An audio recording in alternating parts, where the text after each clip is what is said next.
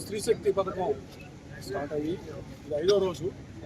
15వ తారీఖు సాయంకాలంగా స్టార్ట్ అయింది కాబట్టి ఎక్కువ మంది రాకపోయినా 16, 17, 18 బాగా మహిళలు వాడుకోవడం జరిగింది. ఇప్పుడే కొంతమంది అట్రాక్ట్ అయ్యారు. 19వ తారీఖు 5వ రోజు. నిన్న మాకు ఓవరాల్గా ఆక్యుపెన్సీ 93% వచ్చింది. మొత్తం కార్పొరేషన్లో ఆక్యుపెన్సీ 93 వచ్చింది. అయితే కొన్ని డిపోలో 100% వచ్చేసింది, కొన్ని డిపోలో 106% కూడా వచ్చింది. కొన్ని డిపోలో 106% వచ్చింది నిన్న. అంటే పరిస్థితి ఎట్లా ఉందంటే శ్రీశక్తి స్కీమ్ వల్ల ఇది బాగా అవైల్ చేసుకుంటారు అందరూ కూడా. మహిళలు బాగా సంతోషంగా ఉన్నారు. కొంతమంది మాట్లాడారు, వాళ్ళైతే చాలా సంతోషంగా ఉన్నారు. మొన్న అంబాజీపేట నుంచి విజయవాడకి 5 కుటుంబ సభ్యులు మహిళలు పిల్లలు